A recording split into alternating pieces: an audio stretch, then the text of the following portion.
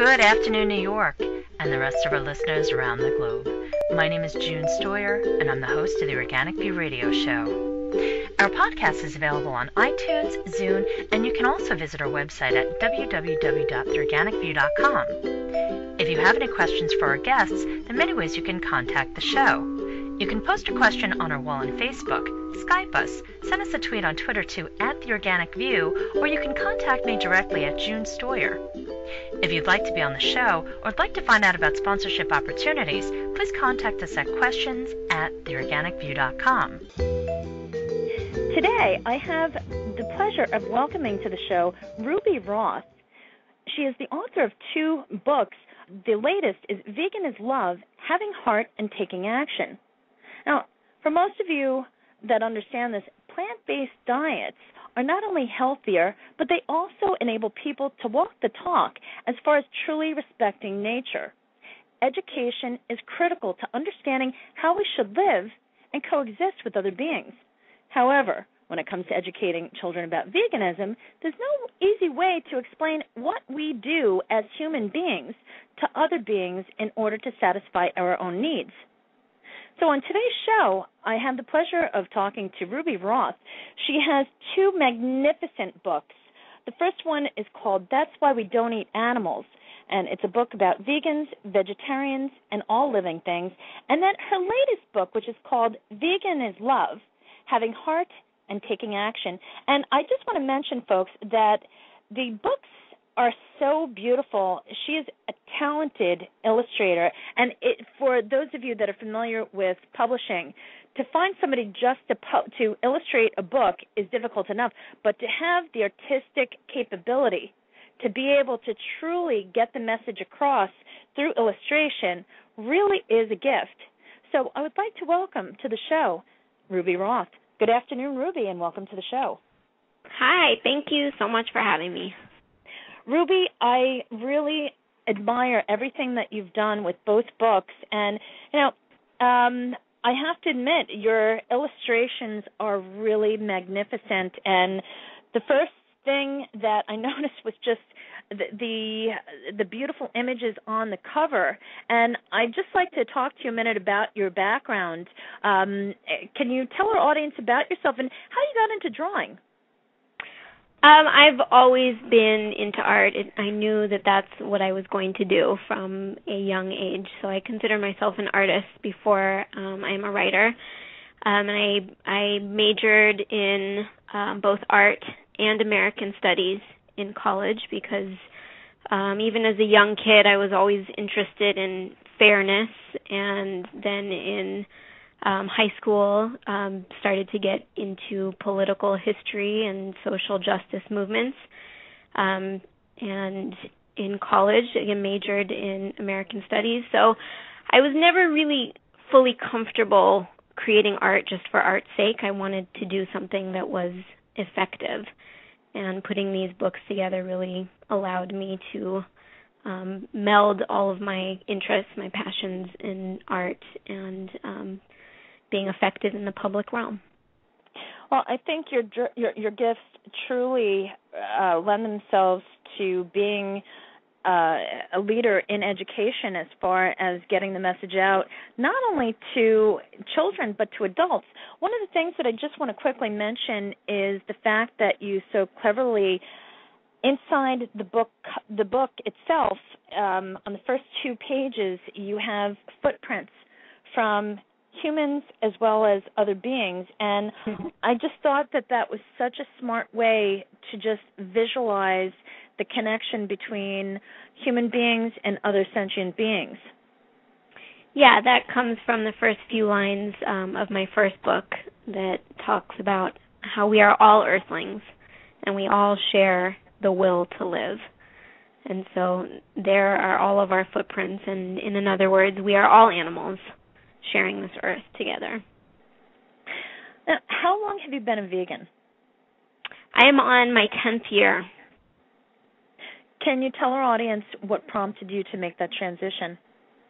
Sure. Well, like I said, I was interested in politics and social justice. I studied that from a teenager on, and I considered myself to be pretty healthy and into alternative health. And I think many people can relate to this, food was somewhat of a blind spot. And I really can't tell you why that is, besides that we are all just brainwashed from a young age to have meat and dairy normalized in our lives.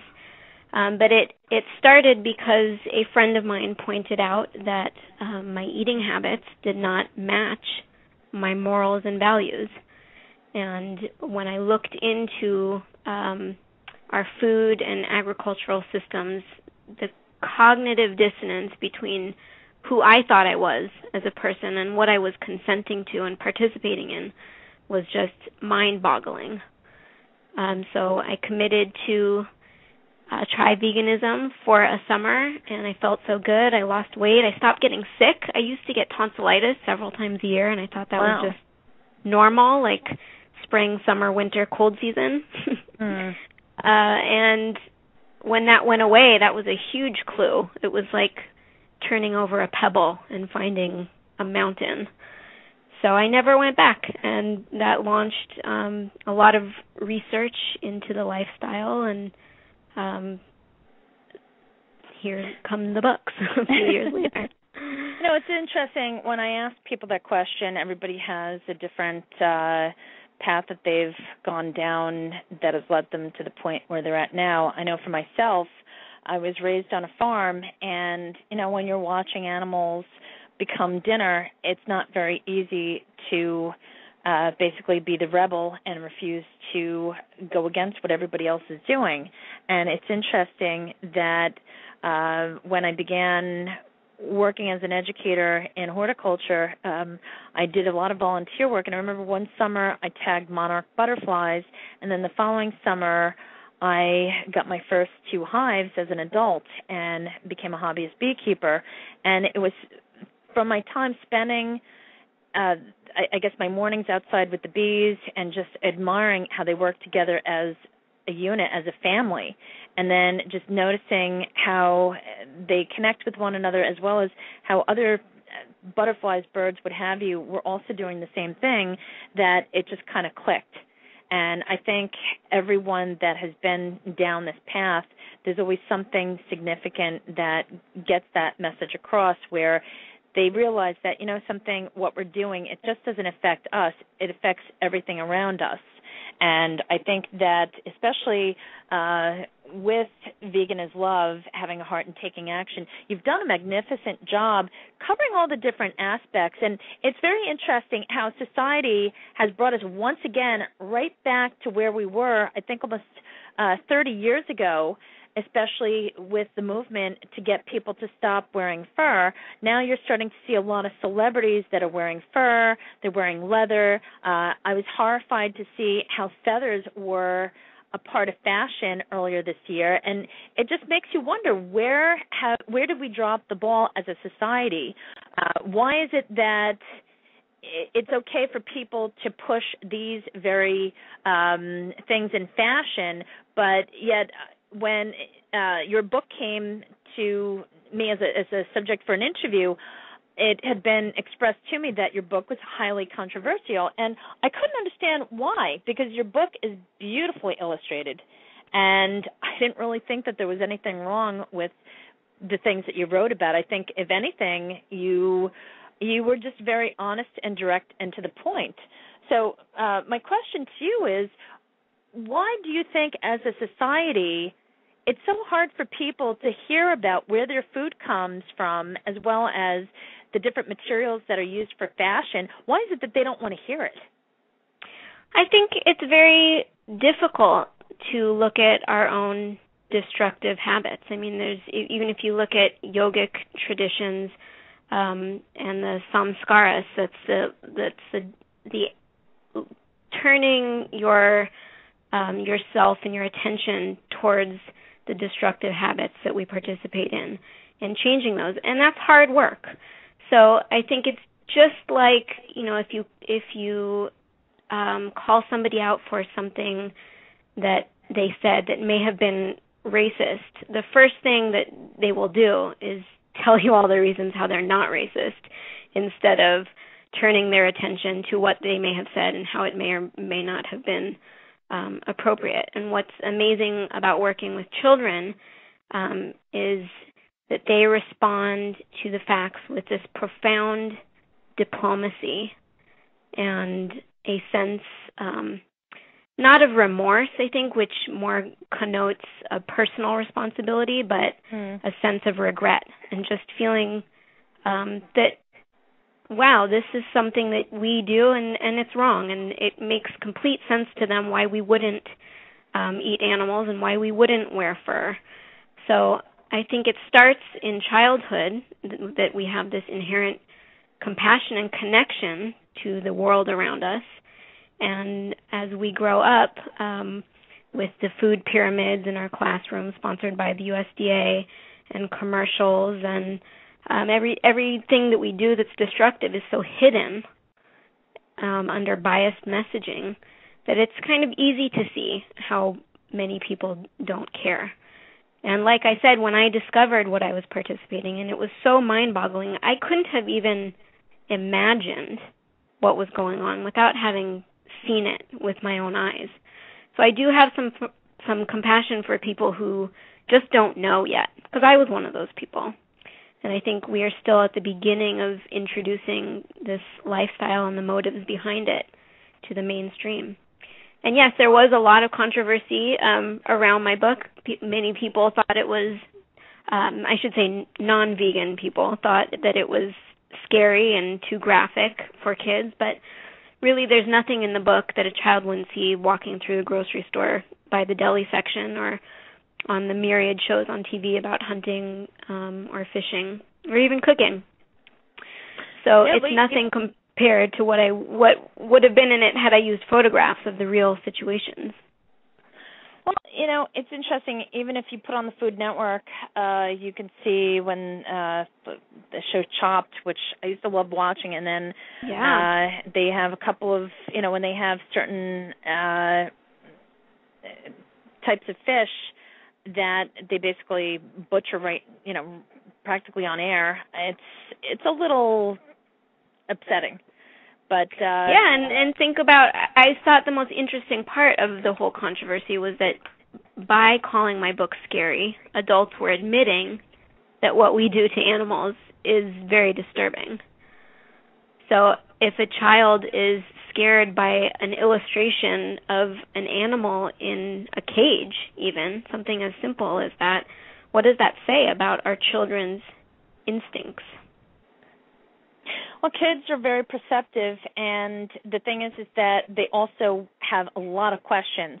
I think for the most part, the minute that a child is able to speak, one of the favorite words is why. Why? And when you don't have an answer, why can be a very unpleasant question. And it's interesting that there are so many different things in our society that children will question, but yet either they don't get an answer or they don't get an answer that's clear. They get this answer that basically kind of is meant to confuse them or to just get them to stop asking questions. And I think that is a very big problem, because as they get older, they become further disconnected with nature. And what's funny is that everything that happens in our childhood, we wind up trying to fix as adults. Right. Well, I think go ahead. Oh, go ahead.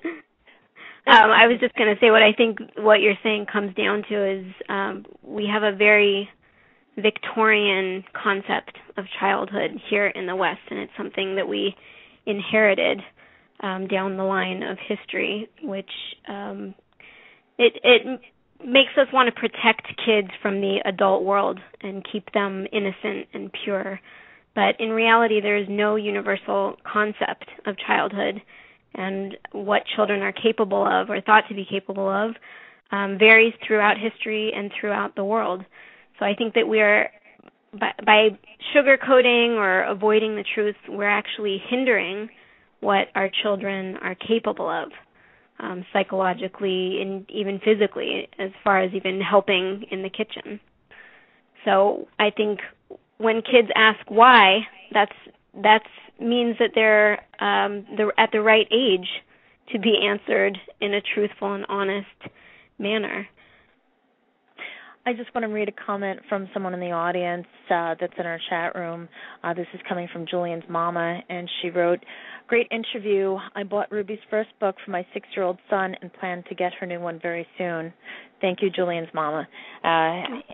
Once again, the books are so well written, and the illustrations really, in my opinion, are quite mild compared to what you see even on TV commercials. I mean, the fact of the matter is that these things are not things which are talked about. For example, you were kind enough to include a section about zoos. And it's interesting. Zoos, most people think, oh, let's take the kids to the zoo. Zoos are fun. But they don't understand that zoos are not a fun place for the animals. Who would want to be in an area where you're left in a very small area where you're confined and you can't do the things that nature intended for you to do, not to mention the fact that some of the conditions are not humane. These animals are living in filth. They don't have access to clean or fresh water. And even some of these truck stop zoos, if you will, have been notorious for animal abuse. And that's why, little by little, they're being shut down all across the United States. Now, I don't know about outside the United States, but I know that that's a big movement here.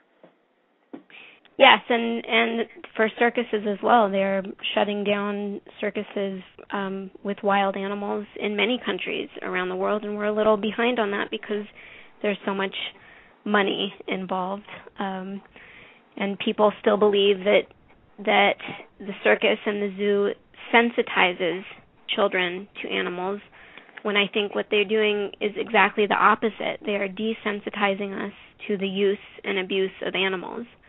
And I think that the ecological and health crises and even economic crises that we find ourselves in today, if we explore that, I think at the root of that, of those problems, is a anthropocentric view of the world, the thought that humans are at the center of all reality. And I think that kind of education begins in childhood on our plates and at the zoo.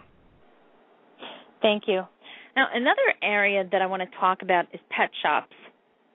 Yeah. I remember seeing an advertisement for a pet store on TV. I don't watch TV all that much, but I just remember seeing this advertisement, and you see these kids that are happy because they're connecting with their parents, and they are looking at all these fuzzy little creatures that just seem to be great options to entertain yourself at home. And yet the irony is that there are so many cats and dogs that are put down because we cannot provide homes for them, but yet there are businesses out there that profit from breeding these animals over and the females over and over until they can't get anything out of them, and selling the offspring. Yeah, I think that's why I started my first book with pets, because I think this is such an important issue that so many families already deal with. And if you're raising kids, probably at some point they're going to want a pet. So I talked about how they are part of our family and that they all deserve the care. All animals deserve the care and protection we give our pets. And I make a point in both books about visiting the shelters and rescuing from shelters instead of pet stores. And I don't think I'm any more sensitive than the next person, but you really have to look at the footage and the photos and the documentaries to really understand what's going on in pet stores. And even if you look up the name of the pet stores, especially the big brand ones, you can see what kind of history they have with animal abuse and read about it online. It's accessible for anybody within 2 seconds. So you start to get a picture and understand the rule that I have, which is basically anytime you're exchanging animals for money, their best interests are not being taken care of. No, most certainly not. And that also ties into some of the other activists that I've interviewed, especially when it comes to exotic animals. It just really amazes me that people still can obtain a license basically by paying a fee to bring a big cat into their home environment without really thinking about the complications involved with basically having an animal that big, and especially one that belongs in the wild, and trying to domesticate it. It just makes absolutely no sense. And then you hear stories of people that just dump these animals into parks or into preserves, what have you, because they don't want the responsibility that they have by taking care of these animals. And it just amazes me that people just keep doing this over and over again. And the question, I guess, becomes, at what point will we allow this to continue until enough people get hurt so that we say, okay, this should be against the law? Right. Well, I think as long as there's money involved and people make money, it's always going to be an obstacle for us. But I think our best bet and stacking our cards in our favor and in favor of the animals is to teach children, because they get it, and if they know to connect on an emotional and logical sense with animals and the environment, then that kind of education lasts a lifetime. Thank you. Now, my next question is, in regards to ocean, the life in the ocean, it is always interesting to listen to people that talk about how much they love the whales, they love the dolphins, they have fish tanks, they have this, they have that.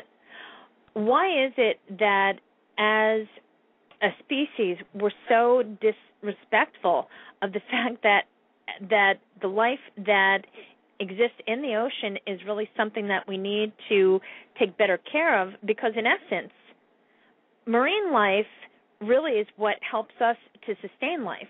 I mean, people don't understand that. We're constantly polluting the water. We're constantly doing all sorts of things to the oceans and all of the marine life that actually has a direct impact on our own health.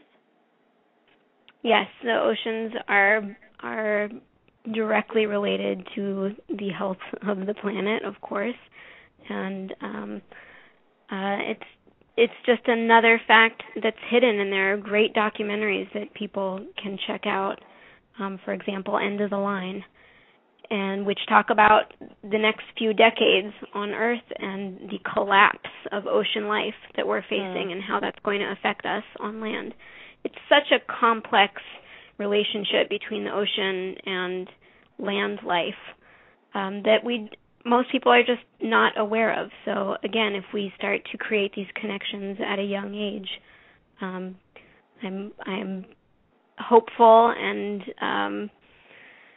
just confident in children to change the way we affect the public realm. Now, let me ask you a question. Why did you select the title Vegan is Love? Well, I think veganism is a physical embodiment of love for your own body, your own temple, for people across the world, for animals, for the environment. And it's certainly not to say that meat eaters can't love or aren't worthy of love, but I think when you eat animals, you have to, there's a willful ignorance there that you have to maintain in order to disconnect and continue to participate in the use and abuse of animals, and in doing that, the destruction, irreversible destruction of our planet. I just want to also point out that I thought it was very, very clever that, especially on the cover with the elephant's trunk, you have a heart at the end of the snout.